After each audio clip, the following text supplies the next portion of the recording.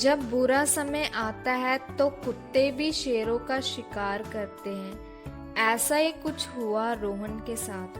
अपनी जिंदगी के सिर्फ 5 सालों में उसने जिंदगी के असली सच सीख लिए थे। हुआ यूं कि 5 साल पहले जब रोहन 26 साल का था, उसने अपना खुद का व्यवसाय शुरू किया। थोड़े से अनुभव के बावजूद उसकी किस्मत ने उसका साथ दिया और अगले 2 सालों में उसने अपने व्यापार में वह ऊंचाइयां हासिल की जो अधिकतर लोग अपनी पूरी जिंदगी में भी हासिल नहीं कर पाते। जब किसी को 28 साल की उम्र में इतनी शोहरत और नाम मिल जाता है तो उसे संभालना हर किसी के बस की बात नहीं होती। जितना कठिन शक्ति और पैसा कमाना है, उतना ही कठिन उसे सही तरीके से उपयोग करना है। रोहन के साथ भी ऐसा ही हुआ। उसने काफी नाम और शोहरत कमा ली थी, लेकिन जीवन के अनुभव की कमी के कारण वह उसे सही से उपयोग नहीं कर पाया।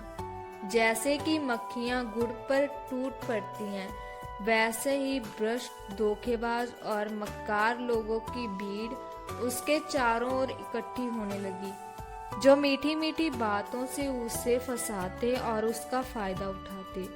वह दोस्त जिन्हें रोहन अपना मानता था, वही लोग थोड़े समय बाद उसकी पीठ में छुरा घोंसने वाले निकले और रोहन इस बात से अनजान था और वह हर दिन उन लोगों को दावत देता और उनकी हर इच्छा पूरी करता रहा।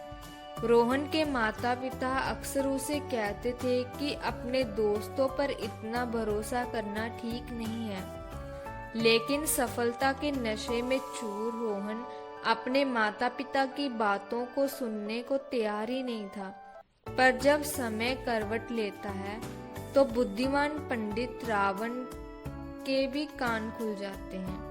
लंका के राजा रावण, जिसने अपनी पत्नी मंदोदरी, अपने भाई विभीषण, कुंभकर्ण और अपने पुत्र मेघनाथ की बातों को नजरअंदाज कर दिया था, उसे समय की गर्जना के आगे उसकी जान का बलिदान देना पड़ा। रोहन, जिसने कभी अपनी माता पिता की भावनाओं को नहीं समझा, जो अपने दोस्तों के साथ बिना किसी परवाह के एक मतवाले हाथी की तरह मस्ती करता था, उसका व्यापार अब धीरे धीरे बर्बाद होने लगा था। उसने पैसे की अहमियत को छोड़ दिया था। एक ही जगह 10 खर्च करना उसकी आदत बन गई थी। और जैसा कि किसी ने सही कहा है कि लक्ष्मी उपयोग के लिए है, उपभोग के लिए नहीं। आखिरकार रोहन को भी वह दिन देखना पड़ा जब उसके पास खाने के लिए भी पैसे नहीं बचे थे और ये समय इतनी तेजी से बीता कि रोहन को संभलने का मौका भी नहीं मिला। लेकिन जब उसके पास खाने के लिए भी पैसे नहीं थे, तब भी उसके पास शराब की एक बोतल थी। उस बोतल को देखकर उसकी आंखों में आंसू आ गए। उसने सोचा कि वह कितना मूर्ख था। वह दोस्त जिन्हें वह हमेशा दावत देता था, जिनके साथ हमेशा शराब पीता था, उनमें से कोई आज भी उसके साथ नहीं था कि उसे खाना खिला सके। रोहन ने अपना फोन उठाया और एक एक करके उन दोस्तों को फोन करना शुरू किया। पहले दोस्त को, जिसे वह अपना सबसे करीबी मानता था, जिसने उसकी हर इच्छा पूरी की थी। काफी देर तक फोन बजने के बाद उसने आखिरकार फोन उठाया तो रोहन ने अपनी तकलीफें बयान करना शुरू किया। लेकिन रोहन का दोस्त फोन काटकर कह गया कि वह किसी और के साथ व्यस्त है और बाद में बात करेगा। रोहन इंतजार करता रहा, पर उसका सबसे भरोसेमंद दोस्त भी उसका फोन ही उठा रहा था। उस वक्त रोहन को बहुत बुरा लगा। उसने सोचा कि ये वही लोग थे जो हमेशा तुम्हारी तारीफ करते थे, तुम्हारे काम का सही मूल्यांकन करने वाला। इनमें से कोई नहीं था। इसी वजह से तुम अपने कर्तव्यों से भटक गए, जिसका परिणाम अब भुगत रहे हो। तीसरी गलती ये थी कि तुम्हें अपने माता पिता की चेतावनी को नजरअंदाज कर दिया। समझो कि अगर तुम्हारे पास 30 साल का अनुभव है तो उनके पास 60 से 70 साल का अनुभव है। उन्होंने शायद जीवन में तुमसे ज्यादा गलतियां की होंगी, इसलिए उन्होंने तुमसे ज्यादा सीखा है। वे चाहते हैं कि तुम वो गलतियां ना करो जो उन्होंने की या जो समाज में देखी।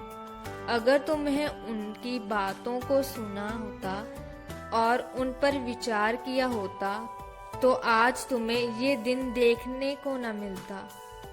उनकी बात ना मानो, लेकिन उनकी बातों पर विचार जरूर करो, फिर जो उचित लगे वही करो। तुम्हारी जिंदगी की यही 3 सबसे बड़ी गलतियां थी, और जब तुम्हारा व्यापार ध्वस्त हुआ तो लोगों ने तुम्हारा मजाक उड़ाया, ताने मारे, तुम्हें मूर्ख कहा और तुमने उनकी बातों को दिल से लगाया, और इस तरह तुम्हारा आत्मविश्वास भी गिरता गया।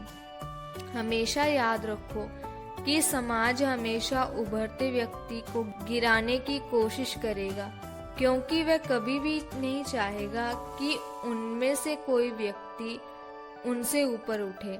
उस समय अगर कोई ऐसा व्यक्ति मिलता जो तुम्हें तुम्हारी ताकत का एहसास कराता तो तुम फिर से सफल हो सकते थे। याद रखो कि जैसे फूल बिना कांटों को नहीं खिलते, वैसे ही जिंदगी बिना गलतियों के नहीं संवरती।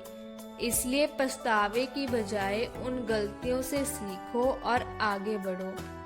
तुम्हें अपनी पूरी जिंदगी में इन बातों का ध्यान रखना होगा ताकि तुम सफल हो सको। पहला, उन लोगों से दूर रहो जो तुम्हारी चापलूसी करते हैं। उन लोगों को अपने पास रखो जो तुम्हारी कमियों को एकत्रित करते हैं या तुम्हारे काम का सही मूल्यांकन कर देते हैं।